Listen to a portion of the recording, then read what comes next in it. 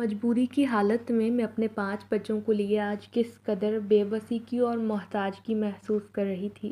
کاش کوئی میرے دل سے پوچھتا، خدا کبھی کسی کو اتنا مجبور نہ کرے۔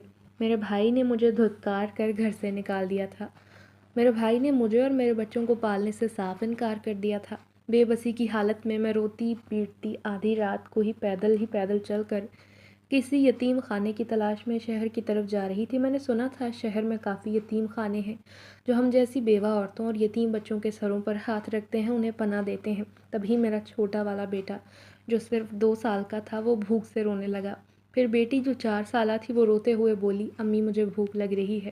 میں تو خود کو بھوک برداشت کر لیتی مگر بچوں کی یہ بے بسی اور رونا بلکنا مجھ سے دیکھا نہیں جا رہا تھا۔ میں نے انہیں بہلاتے ہوئے کہا، بس تھوڑی سی دور رہ گیا ہے، دیکھنا شہر، وہاں ہمیں کھانا مل جائے گا۔ بچوں کو دلاسا دے دیا مگر آگے کا راستہ انتہائی دشوار اور کٹھن تھا کیونکہ یہ جنگل کا راستہ تھا۔ مجھے یہاں سے گزرتے ہوئے ڈر بھی لگ رہا تھا۔ 5 بچوں کے ساتھ میں اکیلی عورت، اوپر سے جنگل میں جنگلی جانوروں کے ہونے کا خدشہ بھی تھا، سو میں جھاڑیوں کی سرسراہٹ سے بھی ڈر جاتی۔ مجھے گھبرایا دیکھ کر بچے بھی رونے لگے۔ چل چل کر بچوں کی حالت پتلی ہو گئی تھی۔ میری بڑی بیٹی جو 12 سال کی تھی وہ روتے ہوئے بولی، امی یہ جنگل تو ختم نہیں ہو رہا، دیکھنا جنگل میں رہنے والے جانور ہمیں نوچ کر کھا جائیں گے۔ اس کی اس بات سے میرا تو دل کانپ اٹھا تھا۔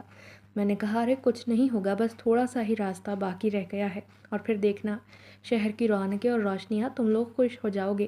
میں پچھلے 4 گھنٹوں سے انہیں یوں ہی بہلا رہی تھی مگر اب میری چھوٹی بیٹی اچانک چیخی تو میری جان نکل گئی۔ اس کے پیر میں کوئی کانٹا چبھ گیا تھا۔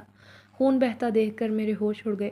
میں نے فوراً اس کے پاؤں پر پٹی کرنی شروع کر دی، اپنے دوپٹے کا کونا پھاڑ کر پٹی کر دی۔ وقتی طور پر اسے آرام آ گیا تھا مگر وہ نڈھال ہو گئی تھی، شاید بھوک کی وجہ سے۔ بڑی بیٹی نے کہا کہ ہمیں تھوڑی دیر آرام کر لینا چاہیے۔ وہ سب ہی زمین پر لیٹ گئے۔ میں اپنے نصیبوں پر رونے لگی۔ چاروں پر نیم غنودگی کی کیفیت طاری تھی۔ مجھے خدشہ تھا کہ کہیں بھوک کی وجہ سے ان کی ایسی حالت تو نہیں ہو رہی۔ میں ابھی خدشات میں مبتلا سوچوں میں گرفتار بیٹھی ہی تھی کہ اچانک مجھے 5-6 قدموں کی آوازیں آنے لگیں۔ تبھی میں نے درخت کے پیچھے سے جھانک کر دیکھا، دور سے چلتے ہوئے 4-5 آدمی کسی قافلے کی شکل میں آ رہے تھے۔ ان سب نے سفید کپڑے پہن رکھے تھے۔ مجھے دیکھ کر انہیں خوف آنے لگا جب مجھ سے تھوڑے ہی فاصلے پر اچانک وہ سب زمین پر آگ کا الاؤ جلانے کے بعد بیٹھ گئے۔ مجھے ڈر تھا کہ کہیں ان کی نظر مجھ پر یا میرے بچوں پر نہ پڑ جائے مگر میں حیران تھی جب میں نے دیکھا وہ آگ پر کچھ پکانے لگے اور ان کے کھانے کی مہک اس قدر خوشبو تھی کہ چاروں کونوں میں پھیل گئی۔ میں سمجھ گئی کہ یہ کوئی چور ڈاکو نہیں بلکہ مسافر ہیں۔ اب مجھے تھوڑا سکون ملا مگر کھانے کی خوشبو سونگھ کر میرے بچے یوں اٹھ کر بیٹھے جیسے کھانا ان کے لیے ہی پکایا جا رہا ہے۔ اب وہ ادھر ادھر دیکھ رہے تھے مگر جوں ہی ان کی نظر مسافروں پر پڑی وہ بیٹھ کر کھانا کھا رہے تھے۔ میرا بیٹا بولا، اماں آپ ان سے کہیں کہ ہمیں بھی تھوڑا سا کھانا دے دیں، ہم تو کب سے بھوکے ہیں۔ ان کی بات سن کر میری آنکھوں میں آنسو آ گئے۔ انہوں نے بڑا سا پتیلا کھانے کا بنایا جو کھانا کھا کر وہیں زمین پر کپڑا بچھایا اور سو گئے۔ یوں لگ رہا تھا جیسے کافی دور سے سفر کرتے آ رہے ہیں۔ پھر میں نے اپنے بیٹے کو دیکھا تو میری جان نکل گئی۔ وہ چپکے چپکے ان کے پتیلے کی طرف جا رہا تھا۔ بھوک کی شدت نے اسے چوری کرنے کی ہمت دے دی تھی اور پھر وہ ان کے کھانے کا پتیلا اٹھا کر لے آیا۔ 5 بچے بیٹھے بےتابی سے کھانے لگے مگر مجھے بہت رونا آ رہا تھا۔ خدا کسی کو یتیم اور غریب نہ رکھے۔ میں بار بار اپنے آنسو صاف کر رہی تھی، تب میری بڑی بیٹی نے ایک نوالا میرے منہ میں بھی ڈال دیا۔ سب خوشی کا اظہار کر رہے تھے مگر میرے پیروں تلے سے زمین تو تب کھسکی جب میں نے دیکھا وہ 5 آدمی میری طرف آ رہے تھے۔ میں نے بچوں کو چھپا لیا تب وہ میرے سر پر آ کر کھڑے ہو گئے اور میرے تو ہوش اڑ گئے۔ میرا نام زینب ہے، میں بیوہ عورت ہوں۔ شوہر کا انتقال کیا ہوا، ظالم سماج کا چہرہ آنکھوں کے سامنے آ گیا تھا۔ میری بے بسی عروج پر تھی۔ شوہر کی میت کے پاس بیٹھ کر رو رہی تھی۔ 5 بچے میرے پاس تھے۔ سب سے بڑی والی میری بیٹی 12 سال کی تھی۔ میرا شوہر میرے گھر کا سربراہ تھا۔ میں اپنے سسرال والوں کے ساتھ ایک کمرے کے مکان میں رہتی۔ شوہر مزدوری کرتا مگر آج اس کی لاش گھر آئی تھی۔ جب پتہ چلا کہ 5ویں منزل پر مزدوری کرتے اچانک سیڑھی ٹوٹ گئی، وہ اوپر سے نیچے گرا تو اس کی ریڑھ کی ہڈی ٹوٹ گئی۔ ہسپتال تک پہنچنے سے پہلے وفات پا گیا تھا۔ لوگ مجھ پر ترس کھا رہے تھے۔ بچوں کے سر پر ہاتھ رکھ کر یہ ظاہر کرنے لگے کہ میرے شوہر کے جانے کے بعد وہ سب میرے اپنے ہیں مگر جب 3 دن گزرے تب ان کی اصلیت میرے سامنے آ گئی۔ میرے جیٹھ اور دیور کہنے لگے، اب تمہارے سر پر شوہر تو رہا نہیں، اوپر سے ہر مہینے وہ بجلی اور گیس کے بل بھی ادا نہیں کرتا تھا، تو تمہارا اس گھر میں کوئی حصہ نہیں۔ تم اپنے بچوں کو لے کر بھائی کے گھر چلی جاؤ۔ ان کی اس بات نے مجھ پر قیامت ڈھا دی۔ میں نے روتے ہوئے کہا، میں بچوں کو لے کر کہاں جاؤں بھائی صاحب، مجھ پر رحم کریں۔ مگر وہ بہت کٹھور ہو گئے تھے۔ بھائی کے فوراً مرنے کے بعد ان کا مجھ سے اور بچوں سے تعلق ختم ہو گیا تھا۔ آدھی رات کو گھر سے نکالا تو میں اپنے مائکے آ گئی، مگر یہاں بھابھی نے زندگی عذاب کر دی۔ اسے میرے بچے چبھتے تھے، زہر لگتے تھے۔ میرے بچے پانی بھی پیتے تو وہ ان کے سامنے سے گلاس اٹھا لیتی۔ پھر بھائی نے میرے سامنے ہاتھ جوڑے اور کہا، مجھے معاف کر دو بہن، میں تمہیں اور تمہارے بچوں کو نہیں پال سکتا، میرا اپنا گھر برباد ہو جائے گا۔ میں روتی جا رہی تھی۔ میں نے اپنے بھائی سے کہا، میں محنت مزدوری کر لوں گی، کسی فیکٹری میں کام کر لوں گی، مگر بس مجھے سر چھپانے کا ٹھکانہ دے دو۔ مگر اس کی بیوی چیختی ہوئی میرے سر پر آئی اور کہنے لگی، ٹھیک ہے تم مزے سے اس گھر میں رہو، میں اس گھر سے چلی جاتی ہوں اپنے بچوں کو لے کر۔ وہ فوراً ہی سامان باندھے گھر سے جانے کو تیار تھی۔ میں گھبرا گئی، اسی وقت بچوں کو ساتھ لیا اور وہاں سے نکل آئی۔ بھوکی پیاسی حالت میں آدھی رات کو میرے بچے جو بستر میں سو رہے تھے وہ حیران تھے، کیونکہ ایک بار پھر سے میں نے انہیں دربدر کر دیا تھا۔ مگر اس جنگل کے راستے میں ہمارے ساتھ بڑا عجیب واقعہ پیش آیا۔ جب وہ مسافر میرے ایک سر پر آ کھڑے ہوئے، ہمارا کھانا کس نے اٹھایا تھا، ان میں سے ایک آدمی نے کہا۔ میں نے ان کے سامنے ہاتھ جوڑے اور روتے ہوئے کہا، بھائی صاحب میرے بچوں کو معاف کر دیں، یہ پچھلے 3 روز سے بھوکے تھے۔ آپ لوگوں کو کھانا کھاتے دیکھ کر بس یہ لوگ بھوک سے بیتاب ہو گئے اور کھانا چرا لیا۔ یہ سن کر وہ حیران رہ گئے۔ میرے قدموں میں ایک آدمی اچانک بیٹھ گیا اور بولا، ہمیں معاف کر دو، تمہارے بچے بھوکے تھے اور ہم مزے سے کھاتے رہے۔ ہم تو کبھی دشمنوں کے ساتھ بھی ایسا سلوک نہ کریں، ہمیں بہت افسوس ہے۔ پھر اچانک انہوں نے اپنے تھیلوں میں سے بچوں کو پھل نکال کر دیے تو میں ان کی رحم دلی پر حیران تھی۔ شکر تھا کہ انہوں نے میرے بچوں کو کچھ نہیں کہا تھا۔ پھر وہ کہنے لگے، اچھا وجہ تو بتاؤ، تم کیوں بھوکی ہو اور اس وقت یہاں جنگل میں بچوں کے ساتھ کیا کر رہی ہو؟ میں نے شروع سے آخر تک اپنی داستان سنا دی کہ کس طرح بے بسی کی حالت میں مجھے میرے اپنوں نے دھتکار دیا اور اب میں کسی یتیم خانے کی تلاش میں ہوں تاکہ اپنے بچوں کو لے کر وہاں چلی جاؤں۔ نہ جانے آگے کتنی ٹھوکریں لکھی ہیں میری زندگی میں۔ اور پھر میری زندگی کی کہانی سن کر وہ اب دیدہ ہو گئے۔ وہ حیران تھے کہ دنیا والے اتنے ظالم کیسے ہو سکتے ہیں۔ وہ آپس میں باتیں کر رہے تھے نہ جانے کس زبان میں۔ پھر جو ہی پیٹ بھر کر میرے 5 بچے سو گئے، میں پیڑ سے ٹیک لگا کر بیٹھی تھی۔ میں سوچ رہی تھی کہ جو ہی صبح کا اجالا پھیلے گا ہم شہر کی طرف دوبارہ سفر کا آغاز کریں گے، مگر ان میں سے ایک آدمی نے اشارے سے مجھے بلایا تو میں ڈر گئی۔ پھر وہ بولا، اب تم بتاؤ اپنی آنے والی زندگی میں کیا چاہتی ہو؟ میرے ذہن میں اس وقت کچھ بھی نہیں۔ میں نے کہا، بس آنے والی زندگی کا مستقبل پریشان کر رہا ہے کہ نہ جانے مجھے کسی یتیم خانے میں سر چھپانے کا ٹھکانہ ملے گا یا نہیں۔ وہ آدمی سوچتے ہوئے بولا، اگر تمہاری زندگی میں کوئی ایسی شے آ جائے جو تمہاری زندگی بدل دے اور تمہارے بچوں کا مستقبل روشن کر دے تو کیا تم وہ چیز لینا چاہو گی؟ میں نے کہا، ایسی کیا چیز ہے؟ اس وقت تو اپنے بچوں کو پیٹ بھر کر روٹی کھلانے کے لیے بھی میرے پاس پیسے نہیں۔ اس آدمی نے کہا، ٹھیک ہے، ہم تمہیں ایک ایسی چیز دیں گے جو تمہاری زندگی بدل دے گی۔ میں حیران ہو کر سوچنے لگی، بھلا ایسی بھی کیا چیز ہوگی جو یہ مجھے دیں گے؟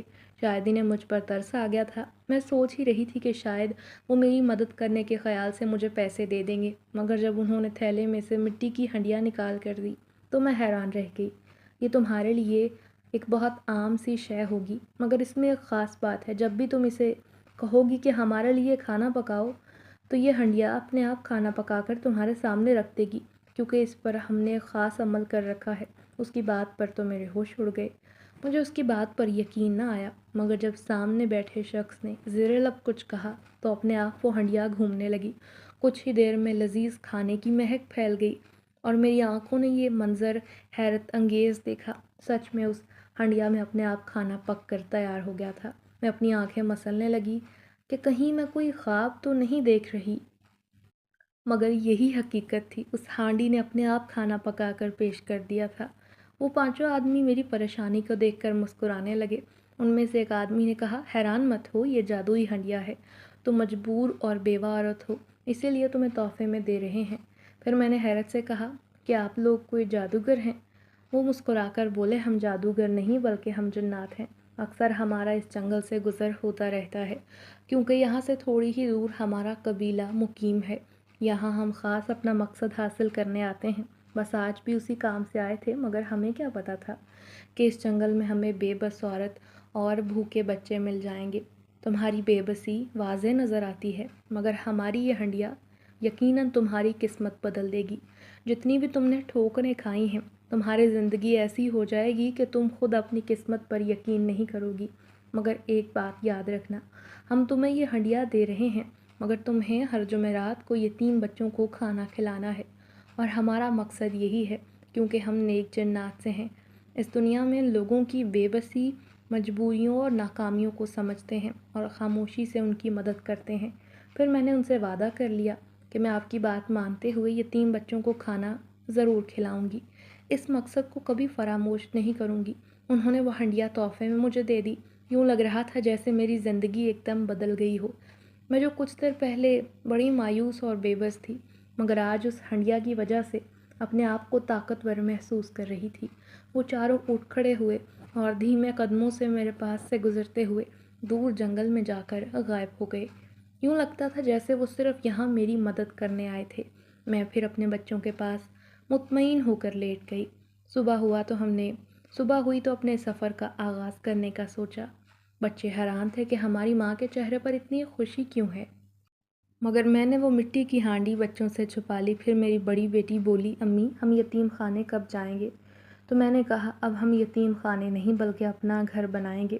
میں جانتی تھی کہ ابھی میرے پاس پیسے نہیں، تو میں نے جھونپڑی بنانے کا ارادہ کیا۔ بچوں کی مدد سے ایک اچھی بستی میں جھونپڑی بنائی اور وہاں رہنے لگی۔ لوگ حیران تھے کہ یہ عورت کہاں سے آئی ہے جو اپنے بچوں کے ساتھ یہاں رہنے لگی ہے، مگر میں نے کسی کی بات کا کوئی جواب نہ دیا، نہ ہی کسی کی کوئی پرواہ کی، اور بچوں کے ساتھ وہاں رہنے لگی۔ پھر جوں ہی رات ہوتی، میں ہنڈیا کو کہتی کہ میرے لیے کھانا پکاؤ، اور وہ خود بخود گھومنے لگتی۔ کھانے کی خوشبو پھیلتے ہی بچوں کو خبر ہو جاتی کہ میں نے کھانا بنا لیا ہے، مگر بڑی بیٹی جس کا نام زارا تھا وہ کچھ کشمکش کا شکار تھی۔ وہ اکثر مجھے چپکے چپکے دیکھتی کہ آخر کھانا آتا کہاں سے ہے، مگر میں نے کسی کو یہ خبر نہ ہونے دی۔ ایک دن ساتھ رہنے والی غریب عورت کہنے لگی، تمہارے گھر سے بہت اچھی کھانے کی مہک آتی ہے، تھوڑا سا کھانا مجھے بھی دے دو۔ میں نے اسے بھی دے دیا، اور میں جنات سے کیا گیا وعدہ کیسے بھول سکتی تھی۔ انہوں نے مجھے کہا تھا کہ ہر جمعرات کو یتیم بچوں کو کھانا کھلانا ہے۔ میں نے ایسا کرنا شروع کر دیا۔ پھر ایک دن اس عورت نے مشورہ دیا کہ زینب تم کھانا اچھا بناتی ہو، اسے بیچنا شروع کرو، دیکھنا دیکھتے ہی دیکھتے تمہارے دن پھر جائیں گے۔ اور اس کا یہ مشورہ میرے دل کو لگا۔ پھر میں نے ڈھابا بنانے کا ارادہ کیا جو بالکل سنسان جگہ پر تھا۔ میں وہیں ڈھابا کھولنے کا ارادہ رکھتی تھی۔ اب میں رات کو ہانڈی لے کر بیٹھ جاتی، بچوں کے سو جانے کے بعد سارا کھانا جمع کر کے صبح ڈھابے پر لے جاتی جو خود میں نے اینٹوں سے بنایا تھا۔ یہاں سے گزرنے والے مسافروں کو دیکھ کر تو لگتا تھا کہ میرا کام چل پڑے گا، گو کہ یہ اچھی آبادی تھی، مگر یہاں کھانا کھانے والے بہت سے لوگ تھے۔ تو جو ہی میں پہلے دن کھانا لے کر کھڑی ہوئی، لوگوں نے کم داموں میں کھانا خریدا، مگر سب تعریف کرنے لگے کہ آپ کے ہاتھ میں بے شمار ذائقہ ہے۔ ان کی یہ بات سن کر میں بہت خوش ہوئی، اور پھر دیکھتے ہی دیکھتے میرا کام چل نکلا۔ ایک آدمی نے مشورہ دیا، شہر کی مارکیٹ میں جا کر کھانا بیچو، وہاں تمہیں بہت سے پیسے ملیں گے۔ یوں میں نے ان کی بات مان کر شہر میں ہی اپنا پتیلا لے جا کر وہاں ایک جگہ کھانا بیچنا شروع کر دیا۔ سب کو معلوم تھا میں مجبور عورت ہوں، سو کسی نے بھی مجھے منع نہ کیا، مگر میں جنات سے کیا گیا وعدہ نہیں بھولی تھی۔ ہر جمعرات کو شہر میں یتیم بچے تلاش کرتی، انہیں اپنے گھر لے کر آتی اور انہیں مزیدار پکوان کھلاتی جو کھانے کے بعد بچے خوب دعا کرتے۔ میں بھی ان جنات کو خوش کرنا چاہتی تھی جنہوں نے یہ ہانڈی دے کر میری قسمت بدلنے کا موقع دیا تھا۔ ہانڈی کا راز صرف میں ہی جانتی تھی۔ شہر میں آنے کے بعد تو شہر کے لوگ جیسے میرے کھانے کے ذائقے کے دیوانے ہو گئے تھے۔ ہر کوئی مجھ سے پوچھتا کہ آپ یہ کھانا کیسے بناتی ہیں؟ کبھی میں گوشت کے چاول بناتی تو کبھی سالن، کبھی دوسری مزیدار چیز، کبھی کوئی سبزی، جو بھی جی چاہتا بس ہانڈی کو حکم دیتی اور کھانا فوراً بن جاتا۔ کبھی کبھی مجھے یقین نہیں ہوتا تھا کہ میرے ساتھ یہ سب ہو رہا ہے، میں کسی خواب کسی کیفیت میں تھی۔ پھر میں نے اپنے بچوں کو اسکول میں داخل کروایا۔ بڑی بیٹی 15 برس کی ہونے والی تھی۔ 3 سال ایسے عجلت میں گزرے کہ پتہ ہی نہ چلا۔ ان 3 سالوں میں میں نے اپنے حالات بہت حد تک بدل لیے تھے۔ میرے سسرال والے وہ یہ جان گئے تھے کہ میں نے اسی شہر میں اپنا مکان لے لیا ہے اور میں کھانا بیچنے کا کام کرتی ہوں۔ پھر ایک دن میرے سسرالی رشتہ دار مجھے ملنے آئے وہ دیکھنا چاہتے تھے کہ میں کس حال میں زندگی جی رہی ہوں، مگر میرے حالات دیکھ کر وہ حیران رہ گئے۔ میں انہیں حیرت میں مبتلا دیکھ کر خوش تھی۔ انہوں نے تو مجھے آدھی رات کو گھر سے باہر نکالنے سے گریز نہ کیا تھا، مگر میری قسمت نے میرا ساتھ دیا، جو میں اپنی زندگی میں بہت خوشحال تھی۔ مگر جو بھی مجھے معذور، غریب یا بیوہ نظر آتی، میں اسے مفت کھانا دیا کرتی، اور یتیم بچوں کو تو دیکھ کر ویسے ہی مجھے اپنے بچوں کا خیال آ جاتا تھا۔ اس رات کو میں کبھی نہیں بھلا سکتی جس رات میرے بچے بھوک سے بلک رہے تھے، اور ان مہربان جنات نے میرے بچوں کی مدد کی تھی، وہ بھی اپنا کھانا کھلا کر اور پھر اپنی ہانڈی دے کر میری قسمت بدل دی۔ دیکھتے ہی دیکھتے دن گزرنے لگے۔ پھر ایک دن جب میرا کام خوب اچھے سے چل نکلا، مجھ پر قیامت ٹوٹ پڑی، کیونکہ میری ہانڈی غائب تھی۔ میں حیران تھی کہ اسے کس نے چوری کر لیا۔ پورے گھر کو چھان مارا، مگر ہانڈی کا نام و نشان نہ ملا۔ اب میں بہت افسردہ تھی، گو کہ میں نے کافی پیسے جمع کر لیے تھے، میرا کام چل سکتا تھا، مگر اس ہانڈی کے بغیر میرا گزارا نہیں تھا۔ اب میں کیا کروں گی، کیسے گھر کا گزارا چلاؤں گی، یہی سوچ کر پریشان تھی، رونے پیٹنے لگی۔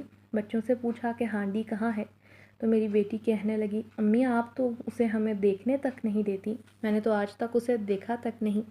میں حیران تھی کہ اس کا راز جب میں نے اپنے بچوں کو نہیں بتایا تو کسی دوسرے کو کیسے بتا سکتی ہوں۔ میں ہچکیوں سے رونے لگی، یوں لگتا تھا زندگی میں ایک بار پھر سے طوفان آنے والا ہے۔ سر پکڑے بیٹھی تھی، آخر وہ ہانڈی کس نے اٹھا لی ہے، کون اس کا راز جان گیا ہے۔ اگلے دن جب میں اپنے ڈھابے پر چلی آئی تو شہر کی مارکیٹ میں، مگر آج میرے ہاتھ کا کھانا سب کو ہی عجیب لگا، کیونکہ یہ کھانا میں نے خود بنایا تھا، اس جادوئی ہنڈیا سے نہیں۔ سب کہنے لگے آج کھانے میں کوئی ذائقہ نہیں محسوس ہو رہا۔ یہ سن کر میں شدید شرمندگی سے دوچار ہو گئی تھی۔ مجھے بڑی شدت سے رونا آ رہا تھا۔ میں کیا کروں، کیسے ہنڈیا کو تلاش کروں؟ وہ جنگل کا راستہ، کیا میں اب وہیں پر جاؤں، اسی راستے پر تلاش کروں؟ کیا پتہ پھر سے انہیں مسافر جنات سے ملاقات ہو جائے۔ یہی سوچ کر رات کے 12 بجے گھر سے نکلی۔ بچے گہری نیند میں سو رہے تھے، میں ان کی نیند خراب نہیں کرنا چاہتی تھی۔ دبے پیر جنگل میں جا پہنچی۔ آدھی رات کو جنگل میں چلتی پھر رہی تھی، مگر کہیں کسی کا نام و نشان تک نہیں تھا۔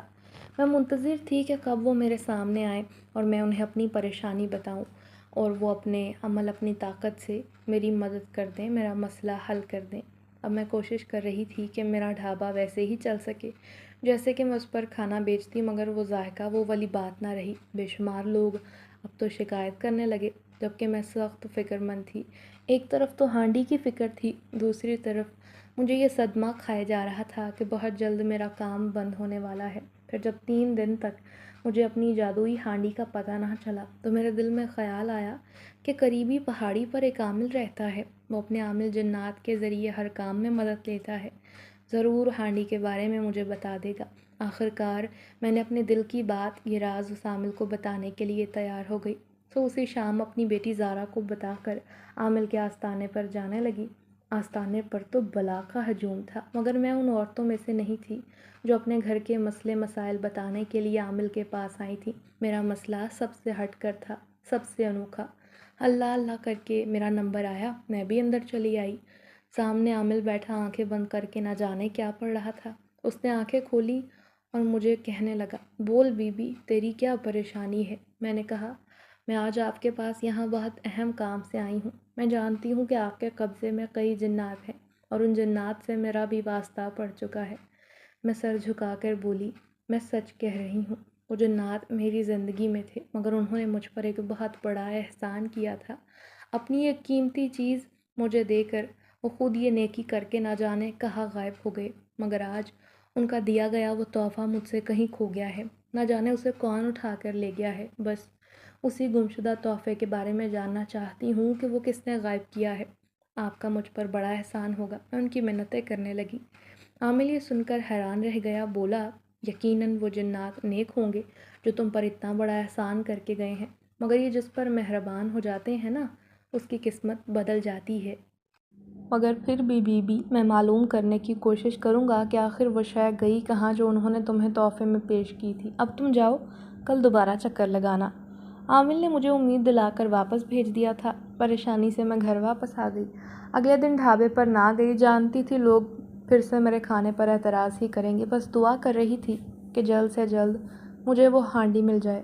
اگلے دن جب میں عامل کے آستانے پر گئی، وہ جیسے میرا ہی انتظار کر رہا تھا۔ بولا، بی بی، میں نے سب کچھ معلوم کر لیا ہے۔ جنہوں نے تجھے تحفے میں وہ ہانڈی دی تھی وہی اسے اپنے ساتھ لے گئے ہیں۔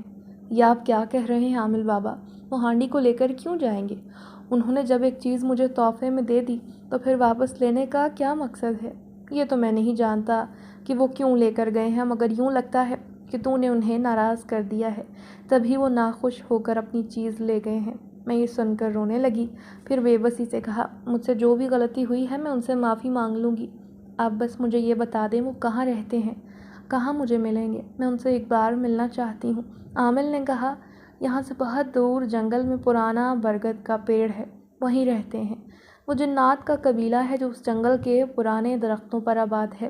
تم رات 12 بجے کے بعد وہاں جانا، کیونکہ اس وقت ہی وہ اپنے ٹھکانوں سے باہر آتے ہیں۔ وہ ضرور تم سے ملاقات کریں گے۔ میں نے عامل صاحب کا ڈھیروں شکریہ ادا کیا، مگر اب میں وہاں جانے کا ارادہ رکھتی تھی۔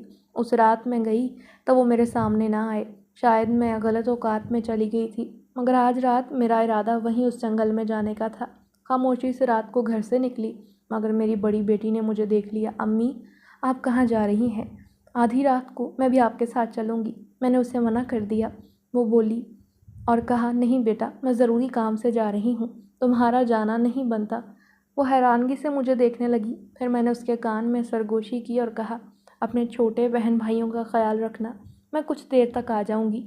اچھی طرح سے دروازہ بند کرنے کی تاکید کی اور گھر سے نکل آئی، پھر تیز تیز قدموں سے چلتے ہوئے جنگل کی تاریکی میں نکل گئی۔ گو کہ میرے ہاتھ پیر کانپ رہے تھے، حواس میرا ساتھ نہیں دے رہے تھے، مگر میں پہلے کی نسبت بھرپور اعتماد تھی۔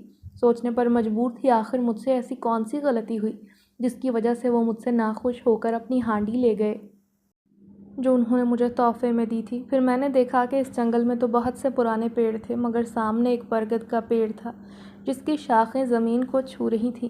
یہ برگد کا پیڑ چاروں طرف پھیلا ہوا تھا، اسے دیکھ کر عجیب سا خوف محسوس ہوتا۔ میں اس کے سامنے جا کر کھڑی ہو گئی اور بلند آواز سے کہا، اے برگد کے جنات، میں آپ سے ملاقات کرنے آئی ہوں۔ برسوں پہلے آپ نے مجھ پر احسان کیا تھا، میری قسمت بدلنے کا موقع دیا تھا۔ آج بھی میں آپ سے ملنے آئی ہوں، خدارا میرے سامنے آئیے، میں صرف آپ سے ایک بار ملنا چاہتی ہوں۔ تبھی اچانک کسی نے پیچھے سے مجھے پکارا تو میں پلٹ کر دیکھنے لگی، پھر میرے پیروں تلے سے زمین نکل گئی۔ وہی مسافر جسے میں نے سالوں پہلے دیکھا تھا وہ میرے سامنے کھڑا تھا۔ میں اسے دیکھ کر خوف سے کانپنے لگی، مگر آج اس کی آنکھوں میں میرے لیے غصہ تھا، اور اس کے پیچھے مجھے وہ چاروں کھڑے دکھائی دینے لگے۔ وہ سب کے سب میرے دائیں بائیں آ کر جمع ہو گئے، جبکہ میں ان کے سامنے کسی مجرم کی طرح سر جھکائے کھڑی تھی۔ پھر ان میں سے ایک جنزادہ کہنے لگا، اگر کوئی ہماری بات نہیں مانتا تو ہم اپنی دی ہوئی چیز اس سے واپس چھین لیتے ہیں۔ میں نے بے چارگی سے کہا، مگر میں نے آپ کی ہر بات پر عمل کیا۔ وہ بولے، تم نے اس جمعرات ان یتیم بچوں کو کھانا نہیں کھلایا تھا جو تمہارے ڈھابے پر آئے تھے۔ میں حیران رہ گئی، پھر میں نے جب ذہن پر زور دیا تو یاد آیا اس جمعرات کو ڈھابے پر بہت رش تھا۔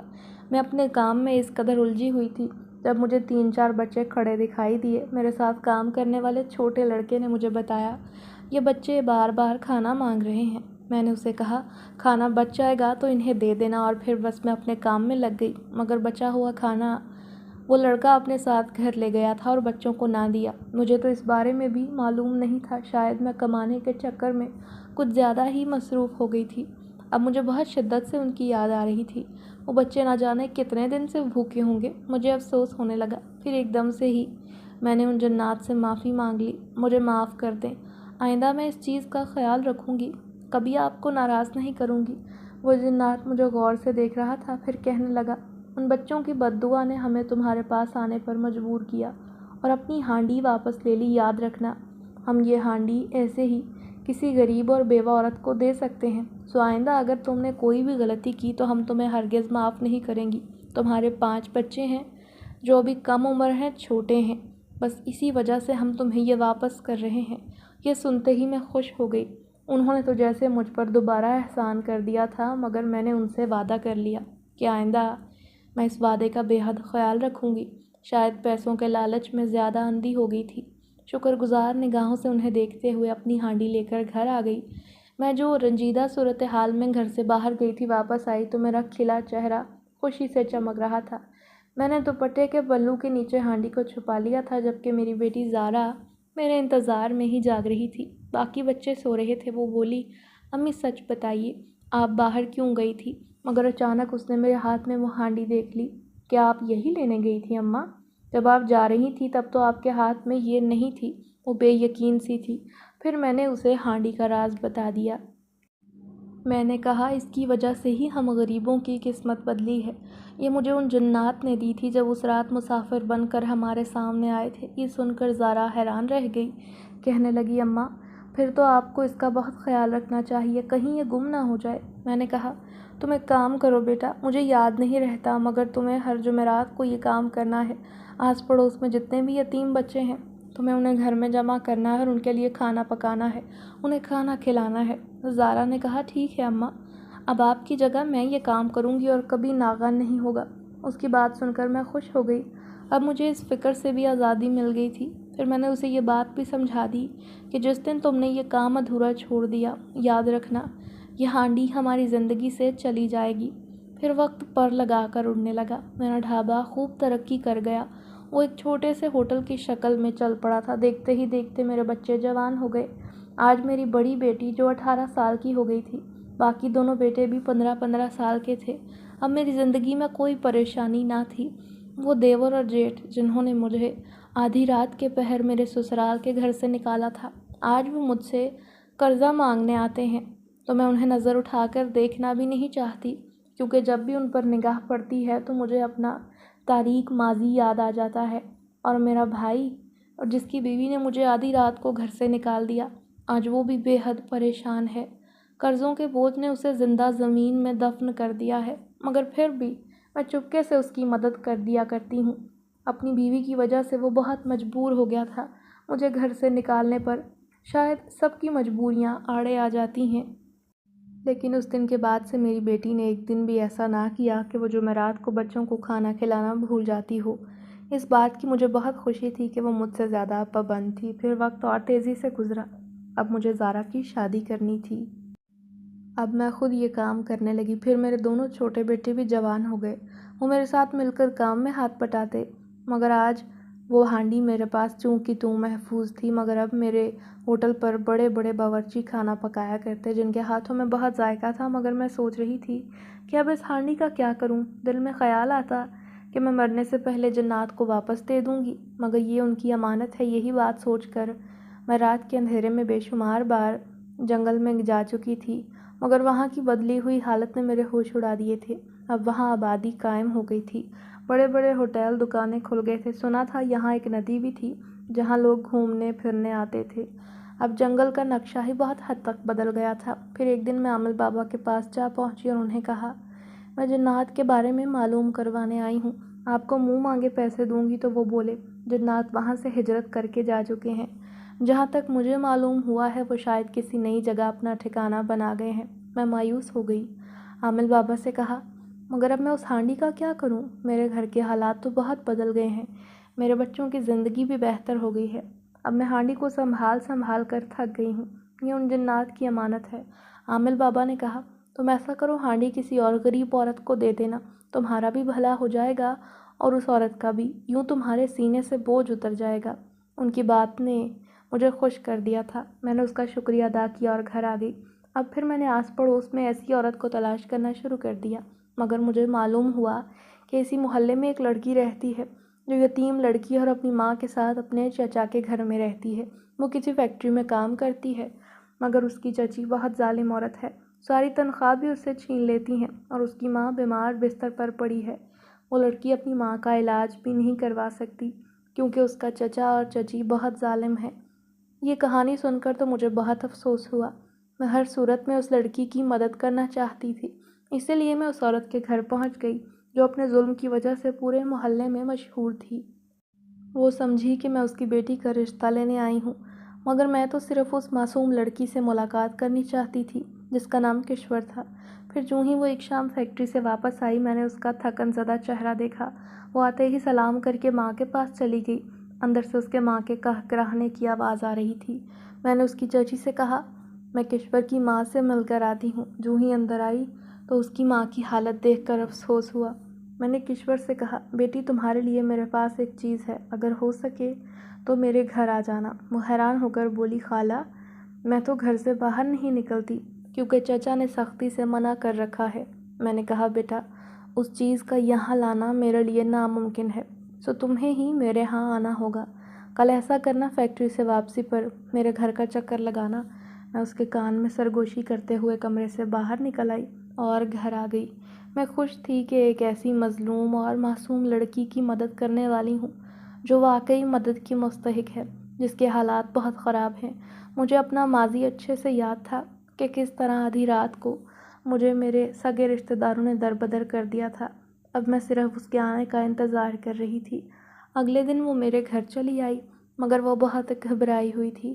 اس کی گھبراہٹ کو میں نے بھانپ لیا تھا۔ میں نے کہا، تم بیٹی اپنی ماں کو لے کر ایک الگ گھر میں کیوں نہیں رہتی؟ وہ بولی، خالہ یہ ناممکن ہے، میں اور میری ماں بہت مجبور ہیں، ہمارے پاس تو 1 روپیہ بھی نہیں، میں جتنا بھی کماتی ہوں میری چچی سب کچھ مجھ سے چھین لیتی ہے۔ میں نے کہا، آج کے بعد تم کسی کی محتاج نہیں رہو گی، اپنی ماں کا علاج بھی تم خود کرواؤ گی، میں تمہیں ایک ایسی چیز دینے والی ہوں۔ یہ کہتے ہی میں نے اسے وہ ہانڈی تھما دی۔ وہ حیران ہو کر بولی، یہ کیا چیز ہے؟ میں نے کہا، ابھی دیکھنا۔ ابھی میں نے اس کے سامنے ہانڈی سے کہا کہ گرم گرم کھانا تیار کرو۔ یہ سنتے ہی ہانڈی خود بخود گھومنے لگی۔ دیکھتے ہی دیکھتے اس نے لذیذ کھانا بنا کر تیار کر دیا۔ یہ منظر دیکھ کر اس کی آنکھیں پھٹی کی پھٹی رہ گئیں۔ وہ حیرت سے کبھی ہانڈی کو دیکھتی تو کبھی میرے چہرے کو، پھر مجھ سے کہنے لگی، خالہ آپ کوئی جادوگرنی ہے؟ میں نے ہنس کر کہا، ہاں بس یوں ہی سمجھ لو، مگر یہ مجھے کسی نے دی تھی میری مدد کرنے کی خاطر، مگر اب چونکہ میرے گھریلو حالات بدل گئے ہیں، بہتر ہو گئے ہیں، میں اپنی زندگی میں خوشحال ہوں، بس اسی لیے تمہارے حالات بدلنا چاہتی ہوں تاکہ تم بااختیار لڑکی بن جاؤ۔ بس اپنا کام کرنا شروع کر دو جس طرح میں نے کیا، بس ہمت کرو۔ میں نے اسے ساری بات سمجھا دی۔ وہ خوش ہو گئی ہانڈی کو لے کر اور میرا بے شمار شکریہ ادا کرتی ہوئی وہاں سے چلی گئی۔ اب میں مطمئن تھی، مگر اگلے دن آدھی رات کو مجھے کسی کی آواز آئی۔ جو ہی آنکھیں کھول کر دیکھا تو وہ 5 جنات میری چارپائی کے آس پاس کھڑے تھے۔ انہیں اس وقت دیکھ کر میں گھبرا گئی۔ مجھے یوں لگ رہا تھا جیسے مجھ سے کوئی بہت بڑی غلطی ہو گئی ہو، مگر ان میں سے ایک جن زیادہ مسکراتے ہوئے بولا، آج تم نے ہمارا دل خوش کر دیا، ثابت کر دیا تم واقعی ایک نیک عورت ہو۔ ہم نے اگر تمہاری مدد کی تھی تو ہم بھی خوش نصیب تھے۔ میں ان کی بات سن کر مسکرا دی اور یہ سن کر میری جان میں جان آئی کہ میں نے انہیں خوش کیا تھا، وہ مجھ سے راضی تھے۔ پھر وہ بولے، اب وہ لڑکی اپنی قسمت بدلے گی، وہ بھی تمہاری طرح حالات کی ماری ستائی ہوئی مظلوم ہے، یتیم لڑکی ہے، اور یوں ہی یہ سلسلہ چلتا رہے گا۔ ہم نیک جنات اسی لیے دنیا میں پھرتے ہیں تاکہ کسی بھی مظلوم کی وقت پر مدد کر سکیں۔ ہمارے پاس طاقت ہے۔ تم نے بہت اچھا کام کیا زینب، تم ہماری نظروں میں بہت معتبر ہو۔ یہ کہہ کر تو انہوں نے میرے دل کو خوشی سے بھاری کر دیا تھا۔ پھر وہ غائب ہو گئے۔ پھر اگلے 2-3 ماہ میں نے سنا کشور نے اپنا کام شروع کر دیا۔ وہ گھر میں ہی کھانا بنا کر بیچتی تھی اور اس کے کافی گاہک بن گئے تھے۔ اس بات کی مجھے بہت خوشی تھی۔ ایک دن جب میں اس سے ملنے گئی، اس نے اپنی ماں کا علاج بھی کروانا شروع کر دیا تھا۔ اب وہ چھوٹے سے کرائے کے مکان میں رہتی تھی۔ 1 کمرے کا مکان تھا، مگر میں اسے حوصلہ اور تسلی دیتی کہ جلد ہی تمہاری قسمت بدل جائے گی بیٹا۔ میں اس پیاری سی لڑکی کو اپنی بہو بنانے کا ارادہ رکھتی تھی کیونکہ وہ بہت باہمت لڑکی تھی، لیکن اگر میں اس کی ماں کا علاج کیے بغیر ہی اس کا رشتہ لے کر جاتی تو یہ سوچتی کہ مجھے اپنی ماں کا علاج کروانا چاہیے۔ ویسے بھی اس کی ماں اتنی بیمار نہ تھی، بس مجبوریوں اور گھر کے بوسیدہ حالات نے اسے ذہنی طور پر بیمار کر دیا تھا۔ وقت کے ساتھ میرا سارا کام میرے بیٹوں نے سنبھال لیا۔ میری بیٹی زارا اپنے سسرال کے گھر میں بہت خوش تھی، مگر وہ کبھی کبھی کہتی ہے، امی آج بھی وہ جنگل میں گزاری ہوئی رات مجھے بہت یاد آتی ہے۔ آپ کو یاد ہے نا اس رات سحر اور عمر دونوں کس قدر بھوک سے بلک رہے تھے، وہ کتنے چھوٹے تھے، مجھے آج بھی ان کا رونا، ان کے آنسو سب کچھ یاد ہیں۔ واقعی امی، اگر ہم کسی یتیم خانے میں چلے جاتے تو نہ جانے ہماری زندگی کیسی گزرتی۔ امی میں نے تو سنا ہے یتیم خانے والے تمام بہن بھائیوں کو الگ الگ کر دیتے ہیں، لیکن اگر وہ نیک جنات ہماری زندگی میں نہ آتے تو ہم کبھی بھی اتنے خوشحال نہ ہوتے، ہماری زندگی ہرگز اتنی پرسکون نہ ہوتی۔ میں نے اسے کہا، بے شک اللہ تعالیٰ جس سے عزت دے، لوگوں نے تو ہمیں دھتکار دیا تھا، گھر سے نکال دیا تھا۔ لوگ یہ سمجھتے تھے کہ وہ شوہر کے مرنے کے بعد یہ عورت اور اس کی اولاد ہم پر بوجھ ہیں، شاید ہم ان کا رزق ان کے ہاتھ سے چھین کر کھائیں گے۔ مگر وہ لوگ یہ نہیں سوچتے کہ اللہ تعالیٰ نے ہر انسان اور ہر جاندار کے نصیب میں جتنا رزق لکھا ہو وہ اسے ہر حال میں مل کر رہتا ہے۔ یوں ہی ہمیں اپنا رزق اس ہانڈی سے مل کر رہا، کیونکہ ہمارے نصیب میں اللہ تعالیٰ نے اچھا کھانا پینا لکھا تھا۔ پھر وہ جیسے بھی حالات ہوتے ہمیں مل کر رہنا تھا۔ میری بیٹی کی آنکھوں میں آنسو تھے، پھر میں نے اسے گلے سے لگا لیا، اسے سمجھاتے ہوئے کہا، میری بچی، کبھی بھی کسی غریب، ضرورت مند، یتیم کو دیکھ کر منہ نہ موڑنا۔ وہ سب بھی اللہ نے اس دنیا میں بھیج رکھے ہیں ہم جیسے انسانوں کو آزمانے کے لیے، مگر کوئی اس آزمائش میں پورا اترتا ہے اور کوئی ناکام ہو جاتا ہے، وہ اللہ کے سامنے گنہگار ٹھہرتا ہے۔ ہمیں کبھی یہ نہیں سوچنا چاہیے کہ سامنے والا انسان ہمارا حق کھا لے گا، کیونکہ وہ صرف اپنا حق کھاتا ہے جو اللہ نے اس کے نصیب میں لکھا ہوتا ہے۔